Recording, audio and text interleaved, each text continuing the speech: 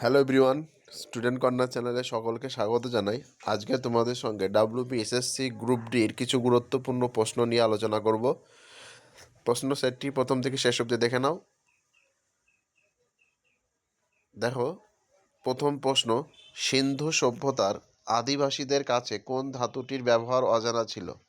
তামা, লোহা, ব্রোঞ্জ, সোনা। উত্তর হবে লোহা। পরের প্রশ্ন, সিন্ধু সভ্যতার আবিষ্কারক হলেন স্যার লিওনার্ড, রাখালদাস বন্দ্যোপাধ্যায়, আগারওয়াল, এল বেসাম।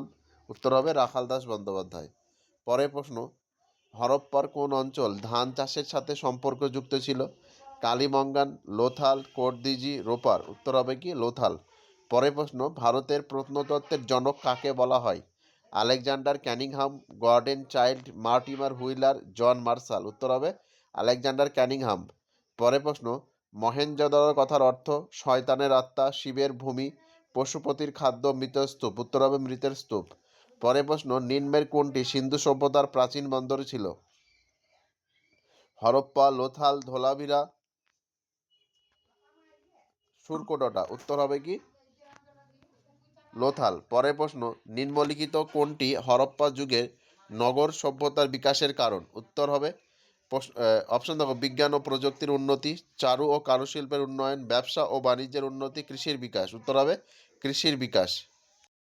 প্রশ্ন দেখো, রাজস্থানে অবস্থিত হরপ্পা সভ্যতার নিদর্শন কোনটি? মহেঞ্জোদারো, কালিমঙ্গান, লোথাল, সুতকাঞ্জোর। উত্তর হবে সুত সুক্তাজন্দর সুক্তাজেন্দর। পরের প্রশ্ন, কার্পাস শব্দটির উল্লেখ প্রথম যার রচনায় পাওয়া যায় তিনি হলো মনু, পানিনি, পতঞ্জলি, কনাদ। উত্তর হবে কি পানিনি। পরের প্রশ্ন, ঋগ বৈদিক যুগের আলোর দেবতা ছিলেন ইন্দ্র, মিত্র, বরুণ, প্রজাপতি। উত্তর হবে মিত্র। পরের প্রশ্ন, ভারতের সবচেয়ে দীর্ঘ উপকূল রেখা কোন রাজ্যে? গুজরাট, মহারাষ্ট্র, অন্ধ্রপ্রদেশ, তামিলনাড়ু। উত্তর হবে কি গুজরাট।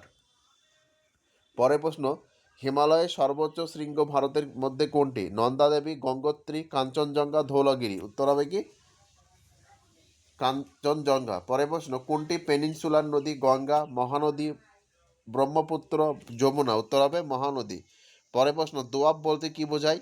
পাহাড়ি গিরিপথ, নদীর মোহনা, দুই নদীর মাঝের ভূমি, মরুভূমি এলাকা। উত্তর হবে দুই নদীর মাঝের ভূমি।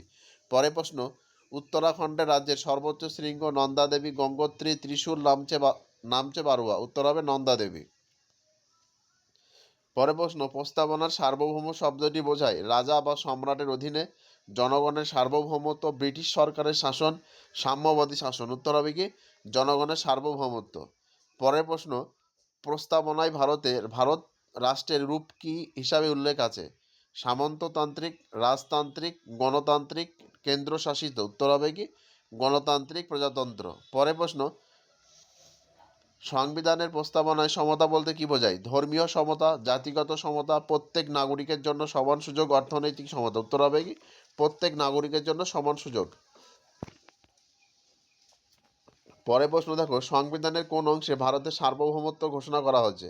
প্রথম তফসিল, সংসদীয় আইন, প্রস্তাবনা, রাষ্ট্রপতি শপথ। উত্তর হবে প্রস্তাবনা।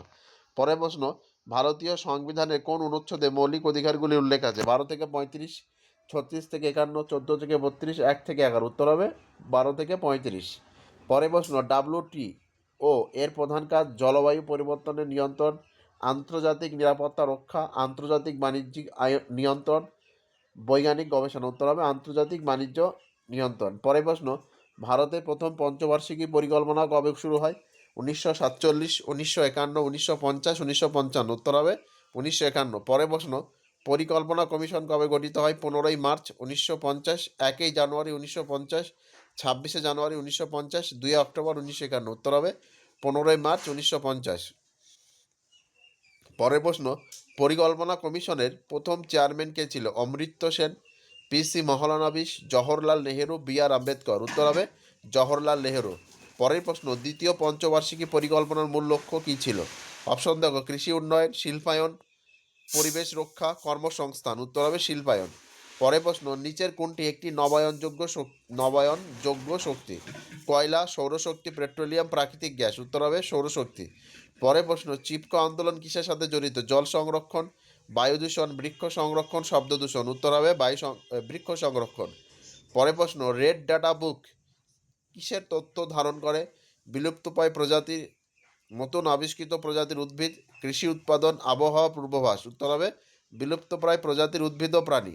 পরের প্রশ্ন, ভারতে কলা ও সাহিত্য বিজ্ঞান কৃতিত্বের জন্য সর্বোচ্চ সম্মান হলো ভারতরত্ন, পরমবীর, জ্ঞানপীঠ, জাতীয় ফিল্ম পুরস্কার। উত্তর হবে ভারতরত্ন।